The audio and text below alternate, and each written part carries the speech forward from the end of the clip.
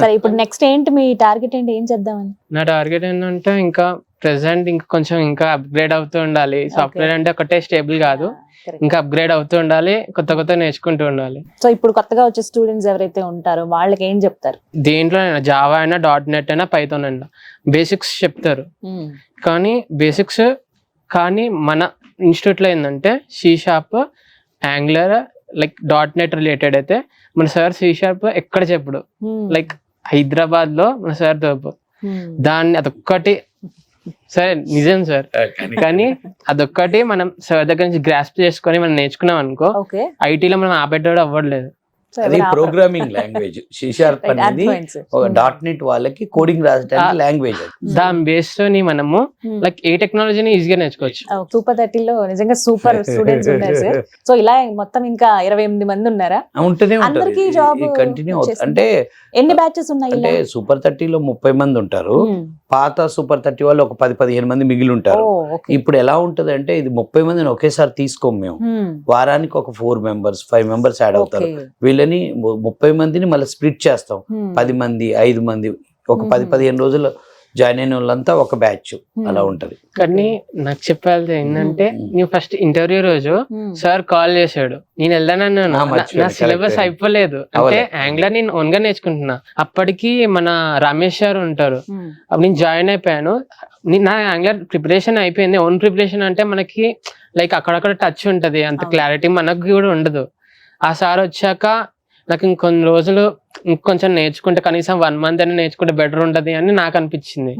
కానీ లేదు, నువ్వు ఇంటర్వ్యూ అటెండ్ అవ్వాల్సిందని సార్ అన్నాడు. ఇంకా మమ్మీకి నాకు ఫుల్ ఫైటింగ్ అయింది. అంటే నీకు పక్కా వస్తుంది అని సార్ అన్నాడు. కానీ నాకు ఇంకా వెళ్ళాలంటే ఫుల్ షేక్. అసలు ఎలా అంటే మమ్మీకి కాన్ఫిడెన్స్ ఉంది నీకు జాబ్ వచ్చింది అని, సార్కి మమ్మీకి ఇంకా ఫుల్ కాన్ఫిడెన్స్ ఉంది, కానీ నాకే లేదు. కానీ ఏమైందంటే ఇంకా ఇంటర్వ్యూ రూమ్ లోకి వెళ్ళాడు. ఫస్ట్ ఇంటర్వ్యూ తినయింది, గంట అయింది, అరౌండ్ గంట దాకా అయిపోయింది. అయితే నేను ఇంకెళ్ళేసరికి రిజ్యూమ్ అడిగాడు ఫస్ట్ సార్, వెంకట్ సార్. ఇట్లా నార్మల్ గా ఫ్రెండ్లీగానే ఉంటాడు. ఇప్పుడు ఏమైందంటే లోపలికి రమ్మన్నాడు. వెళ్ళాను,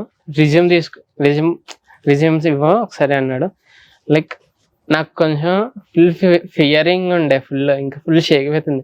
ఎందుకు భయపడుతున్నావు, కొంచెం నార్మల్ గానే ఉండు, నేను ఏమడగాలో నాకు తెలుసు అన్నాడు. ఇంకా యాంగులర్ రిలేటెడ్ నువ్వు ప్రాజెక్ట్స్ ఏమైనా చేసావా అంటే ప్రాజెక్ట్ ఫ్లో మొత్తం ఎక్స్ప్లెయిన్ చేశా. ప్రాజెక్ట్ చూసి ఇంకా సెలెక్టెడ్, నేను షాక్ అయిపోయా. ఇంటర్వ్యూ కంప్లీట్ అవ్వకుండానే సెలెక్టెడ్ అని చెప్పేశారు. అంటే అయ్యింది, లైక్ క్వశ్చన్స్ ఆయనకు అడగక ముందే నేను చెప్పేస్తున్నా అనమాట. సో ఇంకా అలా అయిపోయింది. సో మొత్తానికి సూపర్ సక్సెస్. అంటే ఆ ట్రైనింగ్ ఇచ్చిన ఆ పద్ధతే వీళ్ళని ఇక్కడ దాకా తీసుకు. Regularity, long hours. Thank you so much sir.